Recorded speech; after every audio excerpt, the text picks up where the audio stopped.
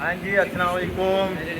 आज हम फिर फैक्ट्री आ गए हैं और सबसे मुतारुफ करवाते हैं आपका उस्ताद निक्का। हेलो निक्का साहब, बोलो जी की सूरत हाल है काम दी? अच्छा अच्छा, हाँ सैम उस्ताद उरे हो ना जरा, दसो काम दी सूरत हाल दसो। हाँ जी आसफ करतारी। हाँ जी, ਤੁਹਾਨੂੰ ਇਹ ਦੱਸਣਾ ਸੀ ਕਿ ਭਾਈ ਸਵੇਰ ਦੇ 2 ਘੰਟੇ ਦੇ ਬੰਦੇ ਗਏ ਨੇ ਖੱਪ। ਅੱਛਾ ਤੇ ਮਸ਼ੀਨ ਹੋਈ ਨਹੀਂ ਸਾਡੀ ਸਹੀ। ਹਾਂ। ਹੁਣ ਹੋਈ ਹੈ ਤੇ 2 ਰਾਉਂਡ ਪਰੇ ਨੇ, ਰਾਉਂਡ ਪੜ ਕੇ ਅਸੀਂ ਬਹਿਣ ਲੱਗੇ ਸੀ ਤੇ ਉਸਤਾਦ ਨੇ ਮੇਰੇ ਨੂੰ ਵਲੌਗ ਬਣਾਉਣਾ ਸਟਾਰਟ ਕਰਤਾ।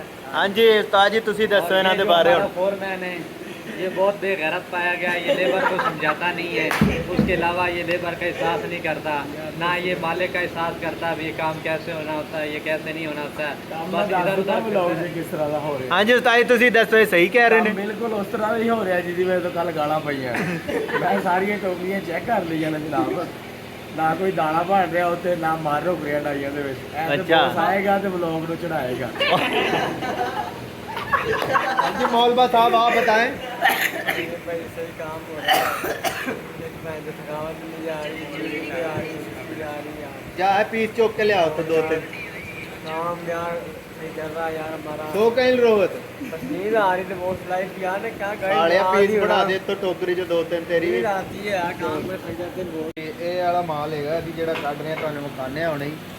ਆ ਜਿਹੜਾ ਹੈਗਾ ਇਹਦੀ ਵਜ੍ਹਾ ਤੋਂ ਗਾਲਾਂ ਪਈਆਂ ਨੇ ਕੱਲ ਸਾਰਿਆਂ ਨੂੰ, ਤੇ ਸਹੀ ਤਰ੍ਹਾਂ ਟੰਗੋ ਜੀ ਇਹਨਾਂ ਨੂੰ। ਸਾਹਿਬ ਜੀ ਆਸਫ ਸਾਹਿਬ ਟੰਗੋ ਇਹਨਾਂ ਨੂੰ, ਓਕੇ ਪਤਾ ਨਹੀਂ ਹੈਗਾ ਤੁਹਾਨੂੰ ਕੱਲ ਗਾਲਾਂ ਪਈਆਂ ਨੇ ਇਹਦੇ ਤੇ। ਟੰਗ ਦੇ ਤੁਸੀਂ ਸਿੱਖਿਆ ਲੇਕਿਨ ਮਾਲ ਜਦੋਂ ਸਹੀ ਨਹੀਂ ਛੋੜਦੇ ਨਾ ਮਾਲ ਇੱਧਰ ਉੱਧਰ ਹੋ ਜਾਂਦਾ। ਆ ਹੋ ਜਾਂਦਾ। ਉਸੇ ਵਜ੍ਹਾ ਤੋਂ ਮਾਲ ਬਾਹਰ ਆਇਆ ਤੇ ਬੋਸ ਆ ਕੇ ਫਿਰ ਗਾਲਾਂ ਕੱਢਦਾ। ਚਲੋ ਟੰਗੋ ਛੇ।